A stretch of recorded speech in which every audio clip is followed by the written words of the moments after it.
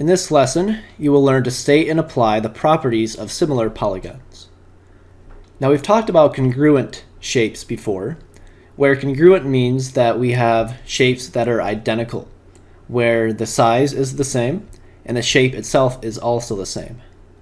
Whereas similar polygons or similar shapes would have the same shape but not necessarily the same size.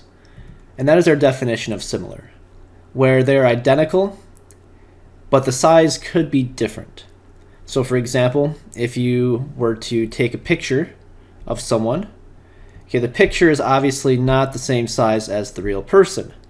However, the picture might look identical to the person. So any sort of picture you take or draw has the idea of being similar, because you're not drawing the actual size of a building or a tree, but it's going to look similar because it has the same shape, but maybe a different size. And it could have the same size. Think of like a mannequin, for example. A mannequin looks like a real person, and it has the same size as a real person. So a mannequin would also be similar in the sense that it is identical, same shape, and also the same size. So congruent shapes would also be similar, but similar shapes are not necessarily congruent.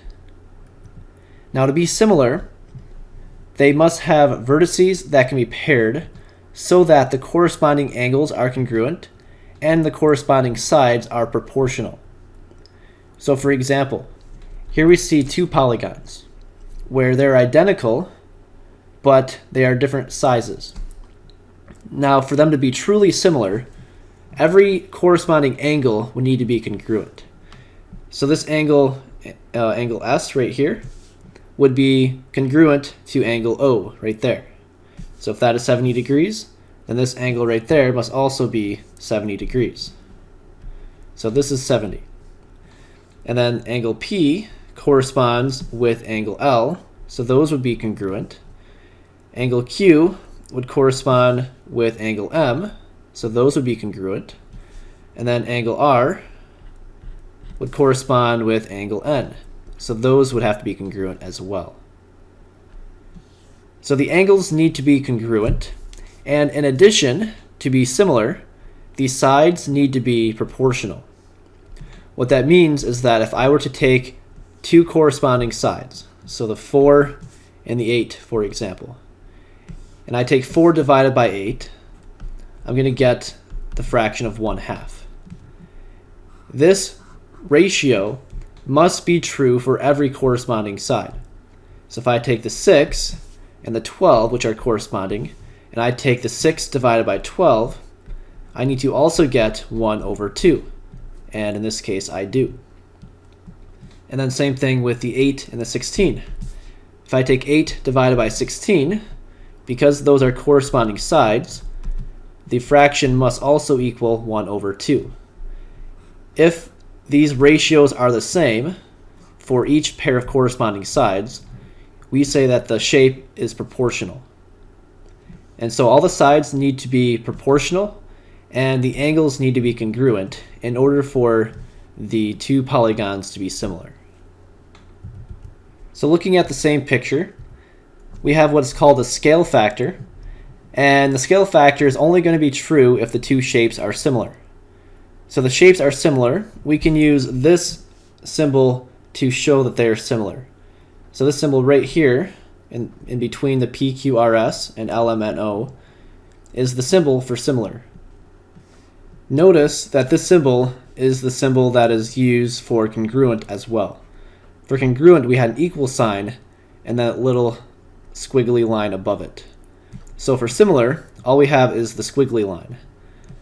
And then make sure that the vertices are in the proper order, where the P and the L would be corresponding, the Q and the M are corresponding, the R would correspond with the N, and the S would correspond with the O.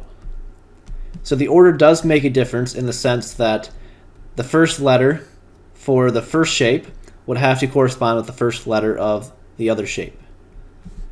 Okay, so these shapes are given to us as being similar. Now we said in the last slide that we have a ratio 4 over 8 or 1/2, 6 over 12 or 1/2, and then 8 over 16, which equals 1/2. That ratio that is true for all the corresponding set of sides is what we call the scale factor. So the scale factor, comparing the small shape, so PQRS, comparing that to LMNO, the bigger shape, we take a corresponding side of the small shape and then put that with the big shape. So it'd be 1 over 2, 1 to 2. Now if you're asked to give me the scale factor of LMNO to PQRS, so you're comparing the bigger shape with the small shape, I then need to start with the 8 over here and then compare that with the 4 over here. So 8 to 4 would reduce to be 2 to 1, or as a fraction 2 over 1. So make sure that you have the scale factor correct, in the sense that if we're asked, the small shape to big shape, we need to put the small number first and then the big number second. Okay, that's going to make a difference. And then with the scale factor, what I can then do is I can find an unknown side length. So here we see that we do not know the length of MN. But I can use the scale factor and use the fact that I know QR, the corresponding side length, to find the other side length of MN. So we know the scale factor is 1 to 2, 1 over 2. So I know that if I take this side and match it up with this side, because we have similar shapes, the scale factor, the ratio of QR to MN, will also equal 1/2. We can take any set of corresponding sides, we'll always get 1/2 for the ratio, right? 6 to 12 gave me 1/2, 4 to 8 was 1/2, 8 to 16 was 1/2. So 5 over this unknown side would also equal 1/2. So I can say 5 over x would equal 1/2.